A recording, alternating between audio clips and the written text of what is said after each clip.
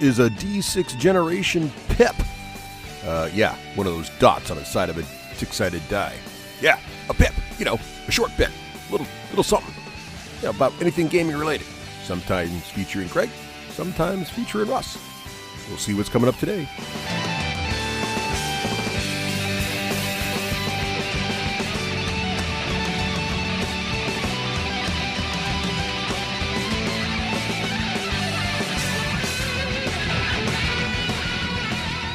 Hey everyone, welcome back to Wait another... a minute. Yeah.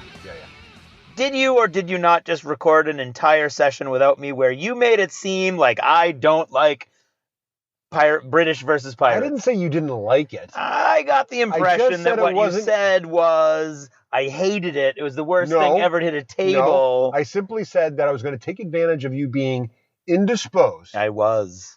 To talk about a game that I wasn't completely convinced you adored. No, well... And to be fair, when I asked you to play it again, you said, and I quote, I think I've had enough of this game. Well, I don't think there was much time left in that day either. But no, I mean the next week. Oh, the next week. I did say that. But then what did we do? We played more Joan of Arc, and it was good. We did. But here's the thing. So I think there was a game mode issue. Yes, I agree. Because what was funny about that was after you said that, and I did their episode, because I like it. Craig thinks it's okay. There's a M. Night Shyamalan-like twist ahead. So the game we're talking about, by the way. Yes. Welcome to the September? September. September 2019 PIP. So while we were talking about British versus Pirates, which I talked about in the last PIP, solo PIP. Yeah, solo PIP. Because Pippin solo. It's the play season, so Craig is a very busy. Things are crazy. But here you are, live in person. Indeed. And I come to find out... Belly full of fajitas. I come to find out, last week when we went to play again, you're like, let's play British versus Pirates again, because I went in with our friend Pete, and I bought, all the stuff. We may or may not have picked up everything created for British versus Pirates to date. So we need to talk about this more, because last time I talked about the mechanics of the game, so don't go into that. The basics of how combat works and movement and all that's covered. But I'd love to hear your thoughts on the models, and then also thinking about what maybe you didn't like about the sort of the board game version of the game. I thought it'd be kind of fun to talk about the different play modes of the game and how we sort of created this hybrid play mode that you seem to really enjoy. Yeah, well, I mean, I think the journey from, I think I'm all set with this game, to going in halvesies on the entire run of the game is of some interest. So what happened there? Well, I loved the game when you first introduced it, right? And because it was very simple, straightforward. We only had the 4 factions to start with. Exactly. And we only had 2 factions to start with. British we only and had Pirates, British and Pirates, thusly. And I loved it. Loved the way that it dealt with the wind. Loved the way that it dealt with combat. Loved the way the little tactics cards make it a little different every time. Right. And I love the little campaign that was included in the first edition rulebook. It'll make your own adventure type booklet where you'd play a scenario on pages 1 and 2, and then depending which faction won, you would turn to the appropriate page. If the Pirates win, go to this page. Exactly. If the British win. And I loved it. I loved that. I absolutely loved that. And so I was excited. In fact, way back then, and that was months ago in the spring, I believe. It was. I went online and tried to find the game to buy it, and I just couldn't quite pull the trigger because you own it. You owned everything. You had more stuff coming in. Yeah. And we were playing it in Dice and Discussions. Right. And I couldn't see playing it anywhere else. Right. And so I exhibited what I think of as remarkable restraint. Remarkable. And I didn't buy the base game. Yes. So then we played it for a little while here or there, but didn't play a lot of it. And then you got all your new stuff. I did. I got relatively the recently, right? Yeah. Volume 2 that's got all those other factions I'm sure you've probably talked about last South Seas Alliance, the Spanish, the Buccaneers, Pirate faction number 2, is that called? Yeah. Plus the French. And the French, indeed. Yeah. So now there's 6 factions, right? 6 factions. And sea monsters. And forts. And forts. And little so plastic islands. I was like, absolutely, Russ. Yeah. Absolutely. I would love to play the game using all your stuff. What the new edition does is add all these missions and things like that. Sort of a board game-esque sort of. It's very board game-esque. It's very Merchants and Marauders part 2, if you will. Yeah. And very pick up and deliver. Exactly. And I don't like pick up and deliver. In fact, that's why I ended up selling my Merchants and Marauders copy, because I just want to get it stuck in. It's more merchanting and less marauding. Fight. Exactly. I want more marauding and less merchanting. There were also some abstractions in sort of that mode you didn't care for, which was when you completed a mission, you could upgrade your ship. That sort of replaced the damaged ship with a healthy, different version. And that abstraction also, I could tell, was bothering. That was, I think the abstraction, I think I'm okay with. I've come to terms with it. Okay. But it was frustrating, right? Right. Because it's hard to sink a ship in this game. And you've got to wear them down. You've got to work your way through the armor. Then you've got to chew through the hull, and then you can finally sink it. And it happened to me twice, where and I didn't know that, because this is a new aspect of the game. Right. I didn't know, or I hadn't processed that if you finish a mission, you get to upgrade your ship, and I hadn't really thought through the implications of that. So I had focused all of my energy on 2 of your ships, got them down to 1 or 2 hull points each. So they were just leaking like sieves, but they limped into the harbor. Ready to go to Davy Jones' locker and be crushed by the depths. But they limped into the harbor, completed their mission, came out a much larger ship, fully I like healthy. to think of it as the crew, just based on their glory and success, we're given a different ship to sail out of the harbor on. So that little beat up piece of junk was left in the harbor, and they come out in a medium or large big class giant frigate that just blew the crap out of the line, and you're like, oh crap. Yeah, exactly. Which, if it was a movie with Jack Sparrow, you'd have been cheering. And it totally would have worked. Right. And that's why I think I've come to grips with it. I didn't know that was going to happen necessarily. I hadn't processed it, and when it did happen, I was like, I don't know that I would have spent so much time and effort trying to sink those ships, or maybe I would have tried to pull a couple more cards out of the hat or whatever to try to do it when I got them down. So I ended that game like, I like it. It still has all the stuff I like about it. I love the 3D islands that come with the new edition. I love the forts. The components are fantastic. The neoprene mat was great. Right. But the missions I hadn't really gelled in my head yet, and so I was like, that's why the next week I was like, I think I'm all set. We'll play something else. However, then you did a pip without me. I did. And literally the next day, I got a text from Pete, who apparently still listens to these pips. Well, there you go. And it said, I'm glad somebody does. And somebody's out there listening. Right. And he said, hey, what's this game Russ just did a pip about? How come you haven't told us about that? I really, that sounds like something I could really get behind. I love fleet games. And I was like, okay, I'll yeah. He's, you need to borrow it from Russ. I'm like, okay, I guess we'll see. All right. And then we happened to get together that next weekend. And as we were all saying our goodbyes, don't forget, Craig, I really love fleet battles, so I need you to be looking into this. We need to play with Russ, or we need to borrow Russ's. And I was like, okay.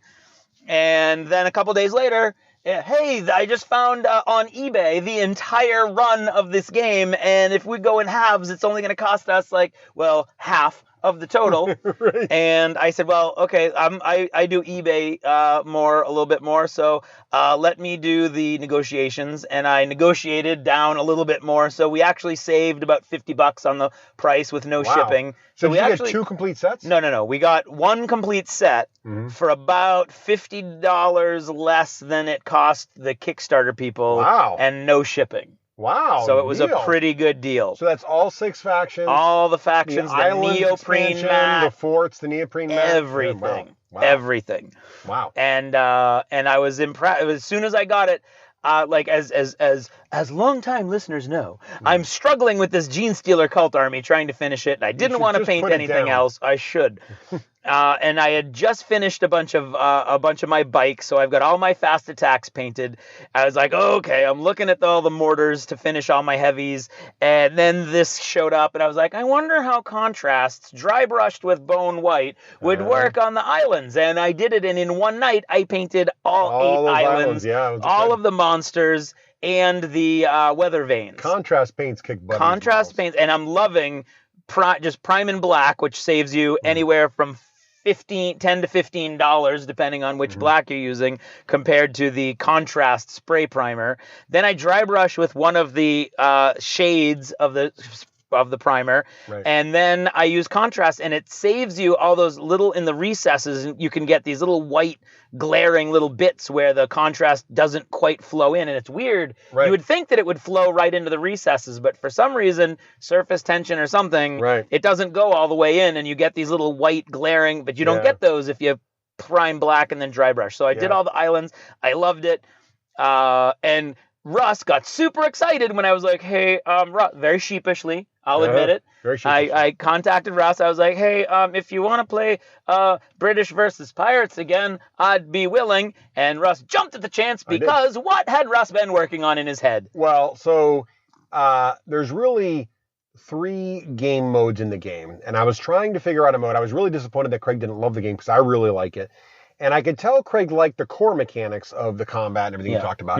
But I could also tell that the board game mode wasn't really, how should we say, flipping your My jib. cup of grog. Yeah, it wasn't really putting the wind in your sails. No. So well done. But what the game's got a lot of cool. So there's 3 different modes you can play. There's that little mission story mode, which Craig mentioned earlier. That's in Volume 1. Yeah.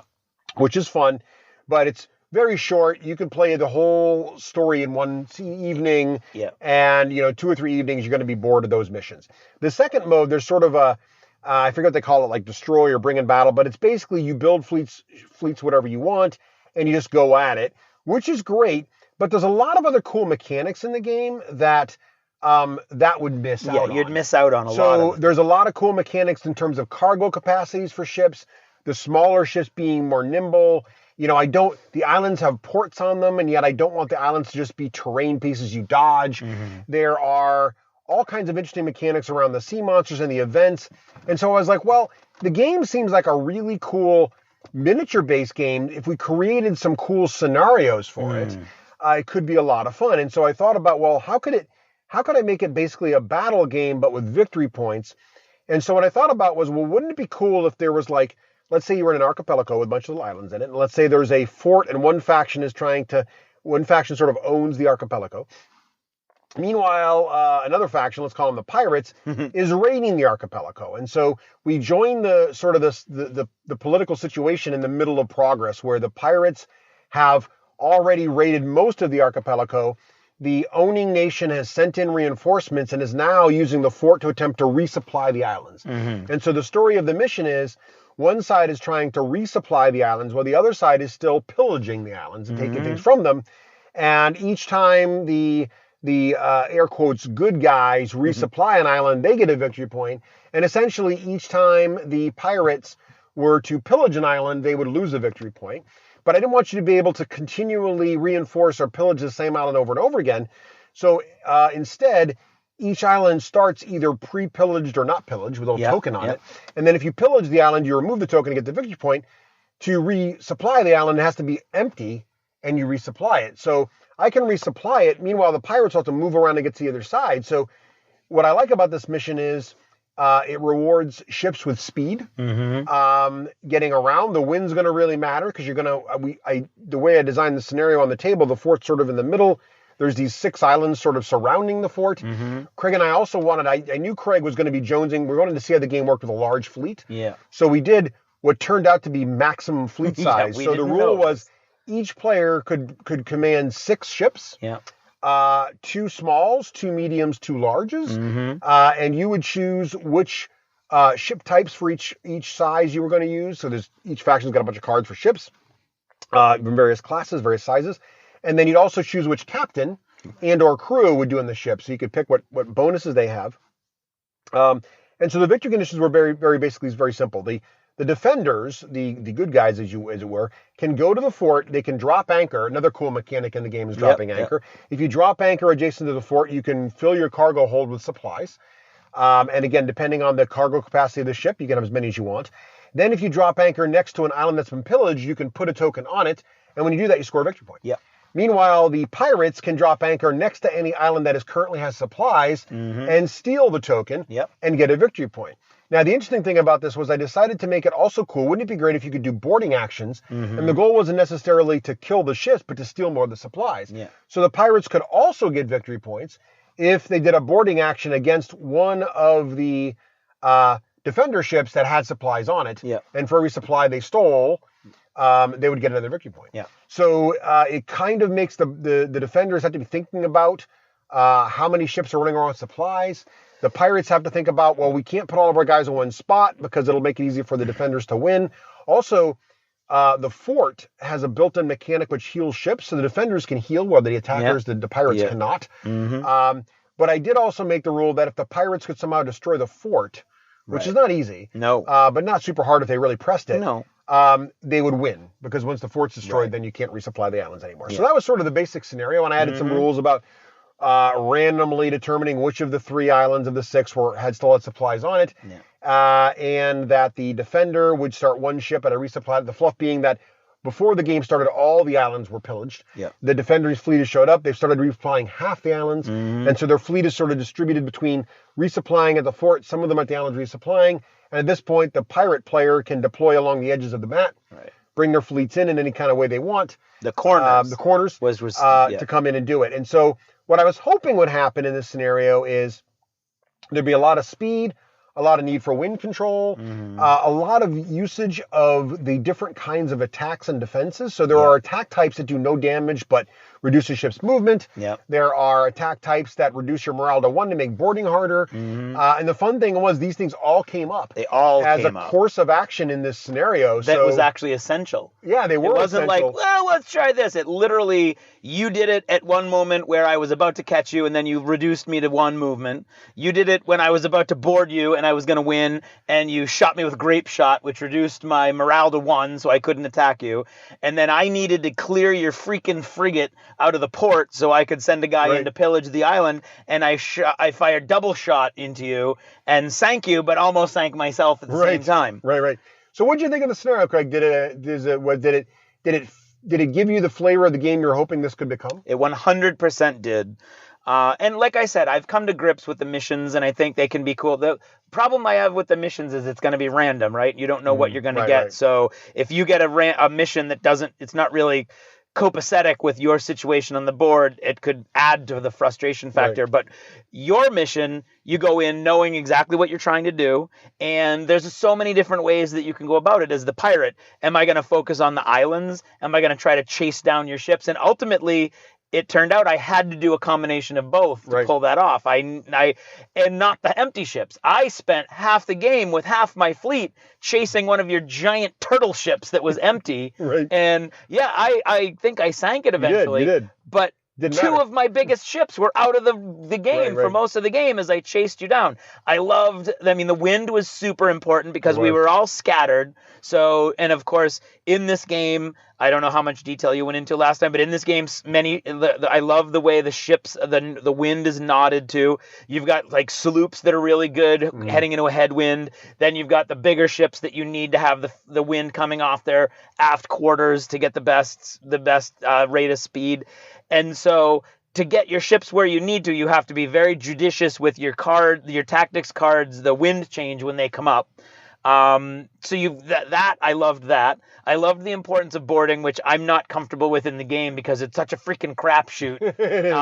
It's not like, well, I know that I've got way better cannons than you, so I'll stand off and shoot you. No, if you go in, it all comes down to that die roll. And as we learned in a couple times, it doesn't matter how well stacked I get into that boarding action, one bad die roll and you're like, huzzah, you lose. You're rolling D12s. Exactly. So you could be going into this thing +8, but if you roll a 1 and the other guy rolls a 10, there's nothing you can do. Nothing you can do. No. And that happened a couple times, which makes sense because it seems like boarding actions could be very dangerous. They should be. But what's cool is we really relied heavily on our cards too. And the cards, as I mentioned last episode, are faction specific.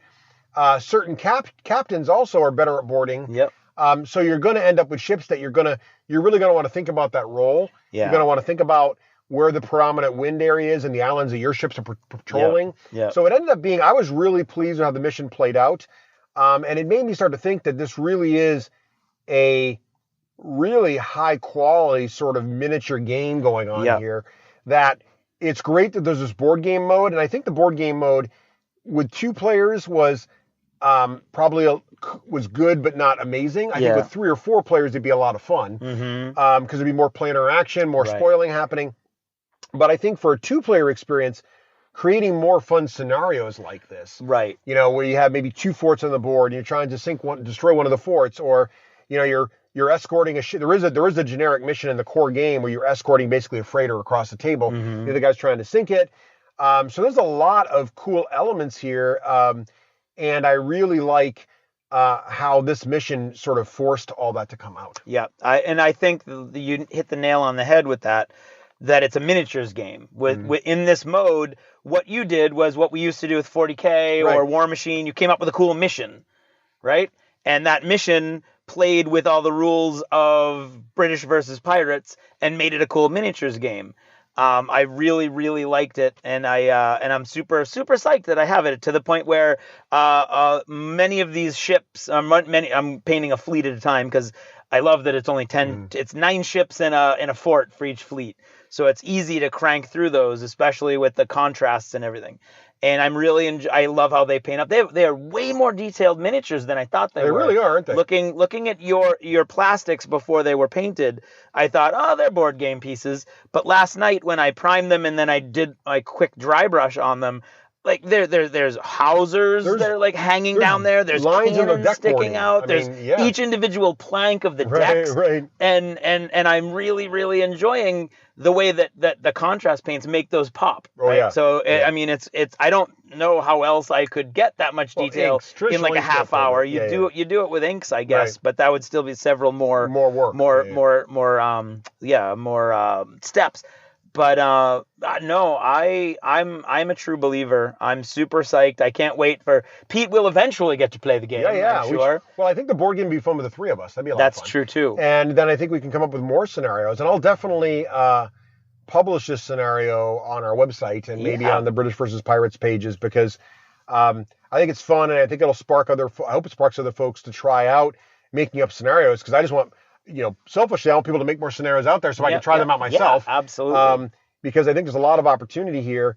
One thing we did run into, so a couple of nuances to the game that we tried to solve. One was unexpected, which was initially I just picked the size of 6 ships per side. There's no point system in the game. No. So there's no the only rule, as far as I can tell, with fleet selection is you both agree to a number of ships and a number of size classes. So you might say, hey, we're going to go a smaller engagement today. We're each going to have 1 small, 1 medium ship. Or in the case of this big game that Craig and I played, I said you each get a fleet of 6, 2 smalls, 2 medium, 2 larges. Right?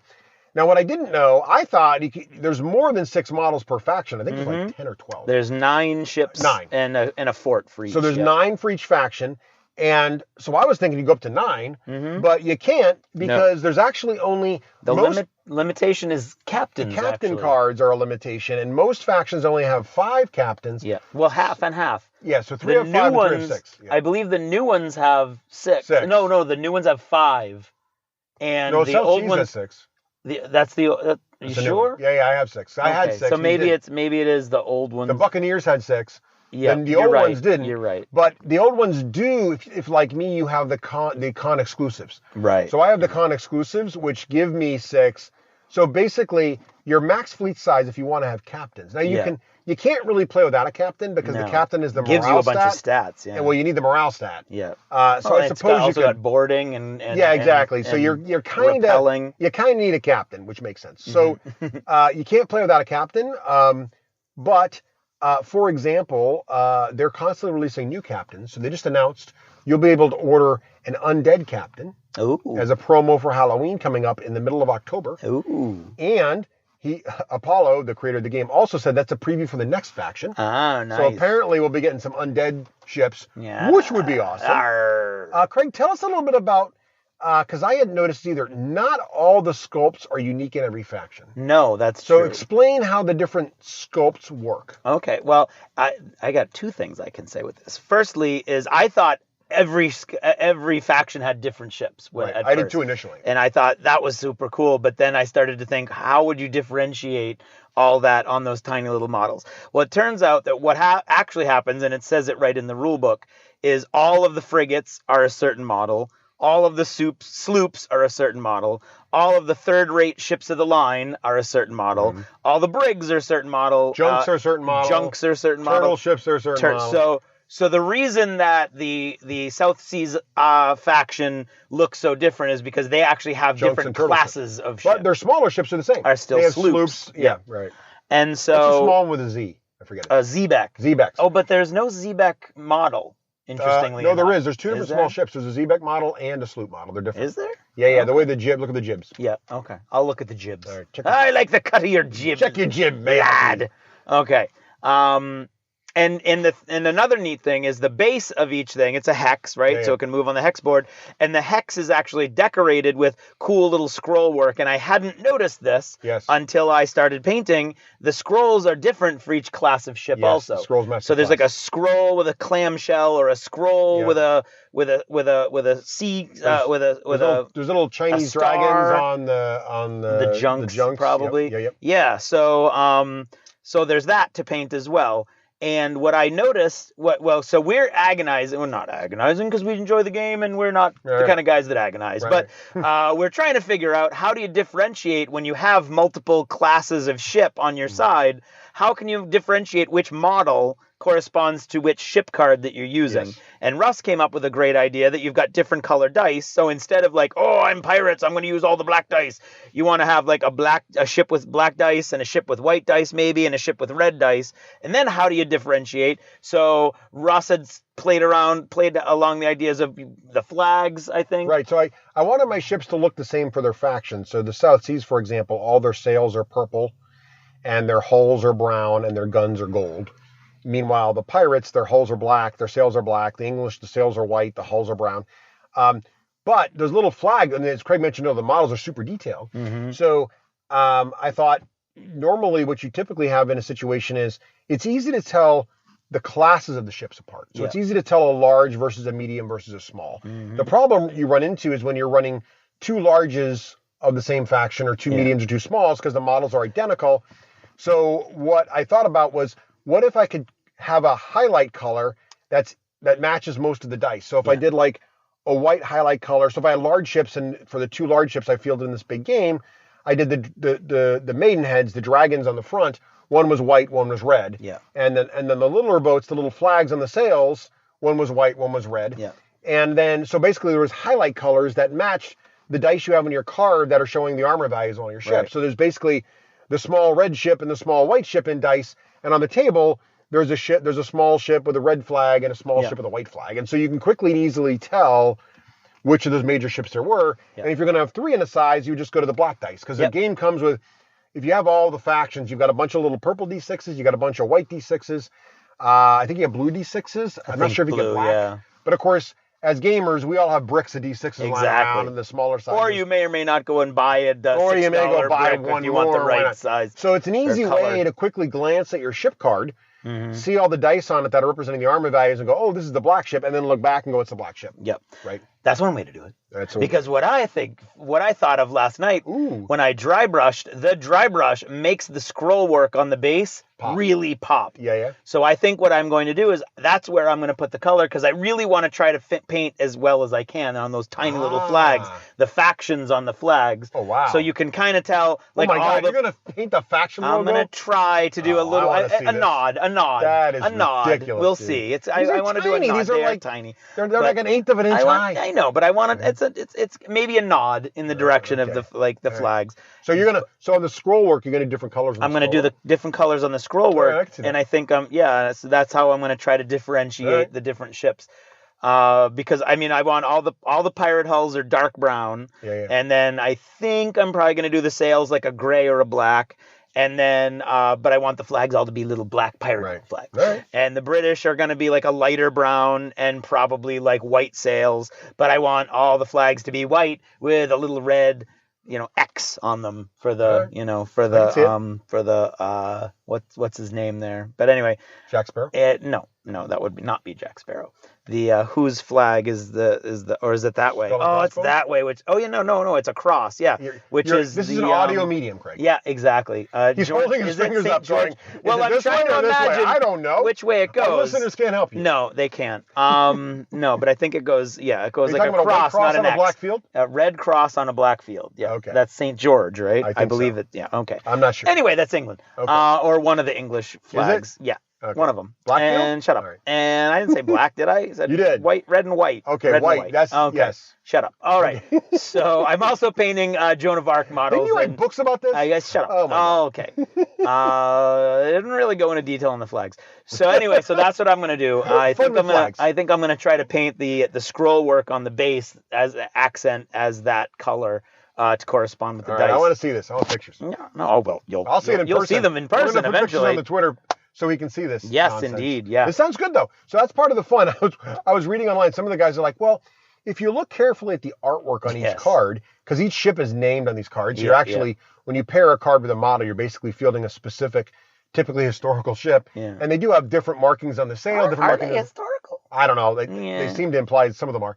Well, I think they pretend. But the interesting part is like this guy.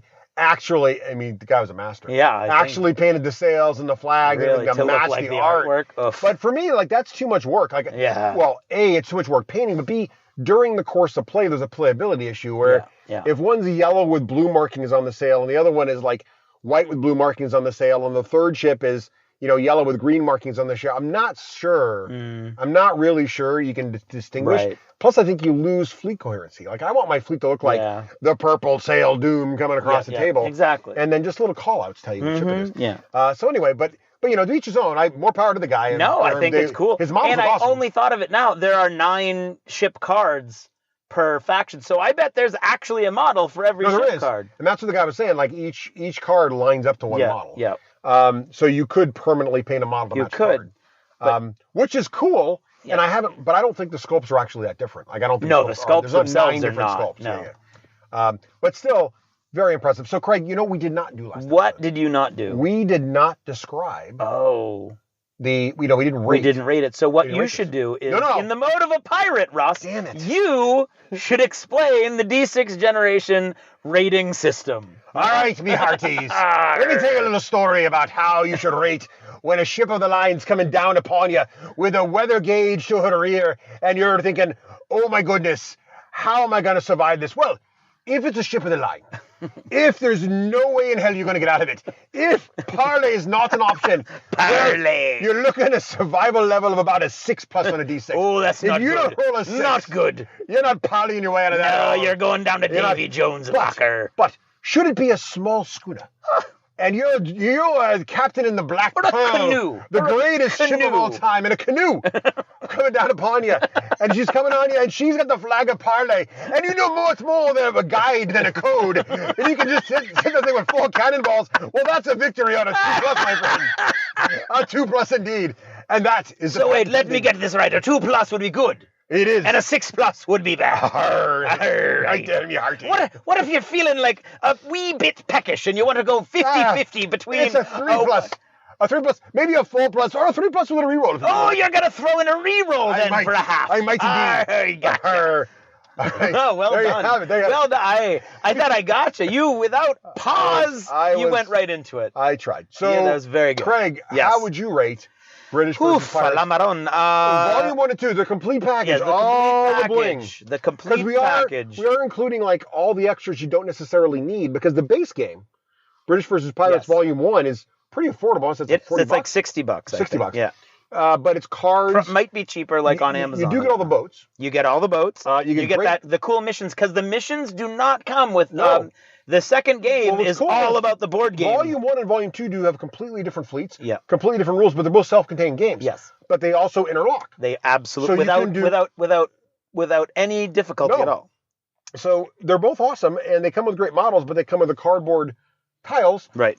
You can buy the neoprene mat separately. Yep. You can buy the plastic Ireland separately. You can buy the other factions separately. But those all require one of these 2 base games to be usable. Yep. So what are your thoughts? How would you rate as the whole enchilada? Because still, all that together is still cheap compared to most miniature games. Right. Oh, no. I believe it's $270 to get everything you could possibly all in get. List price. Yeah, list price. Assuming you don't get a deal. Which is hard to do because it's a very small publisher.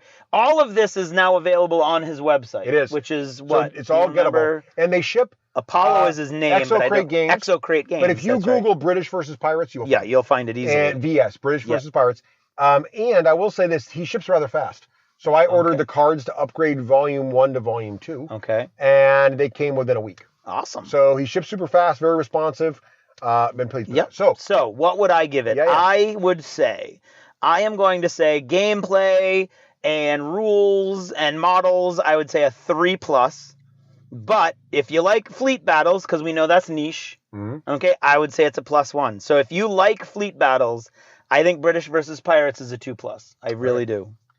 All right, I'm going to say, that's a great rating, by the way. Component-wise, I think art-wise, we were playing this in the gaming store the other day. We should say the artwork is beautiful. People kept coming over, looking at the art, complimenting the art, looking at the models, looking at the islands. Yeah. It's just a wonderful... things aren't to scale. No. The ships are too big for the islands, but it doesn't matter. It gives you this sort of cartoony, like almost like, especially with it's a board game, abstract board game abstract thing. It's almost like you're a tactical admiral with your little models on the table, like your little sculptures. And I just really like how it looks, and I'm loving how the contrast paints give it sort of this pastel-y, sort of like arty style. I really like it. I'm going to say, I think. Here's the thing. If you're a board gamer and you like pick up and deliver, get volume 2. I think you'll really enjoy it on a 3+. A couple caveats though. So you have to like a little bit of random in your board game. You have to like random events. You have to like the fact that some of the players can pick up a sea monster and be running around the table with it. You have to be okay, kind of merchant and maraudery, just getting a random mission. If you like that sort of thing, and it's sort of a story unfolds, and you're less worried about winning and more just enjoying the idea that there's this crazy story, and all of a sudden you're sailing around on a ship of the line, being chased by a giant octopus.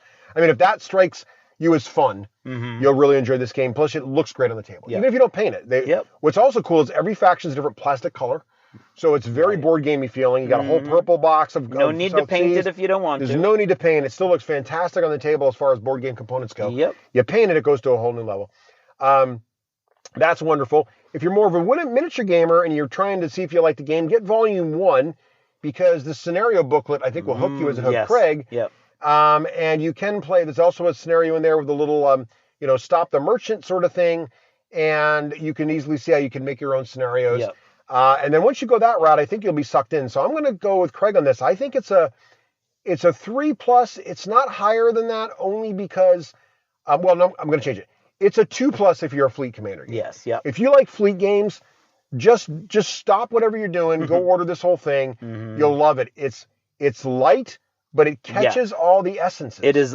It's a beer and pretzels with a nod in every direction you want it to nod. It's got the wind, which most games ignore because it's too complicated. It's got battlefield degradation and damage to the flanks. It's there's different hull sizes.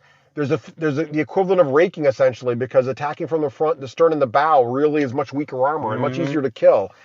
You can knock out the guys. This happened in our big game. I knocked out one of us knocked out someone's rudder early on, and it really sucked. Oh yeah, that was me. I got knocked out. Yeah, so it's just got all the things you want to have happen in there. It just tells that great visual, master and commander story like every game. So I'm going to say if you're a naval guy, I'm going to give it a 2+. I don't know how you can't enjoy this game. I think it's great. Age of Sail, but. Everybody else, it's a 3+, and definitely check it out. I think Apollo and the folks at Exocrate Games, and I think it's pretty much a one-man shop. So I think it Apollo. Is.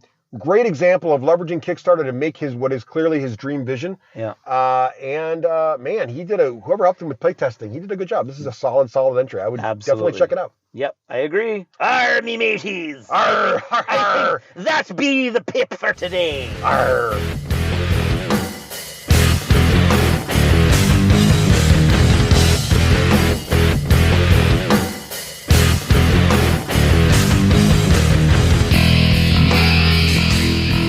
Achievement unlocked!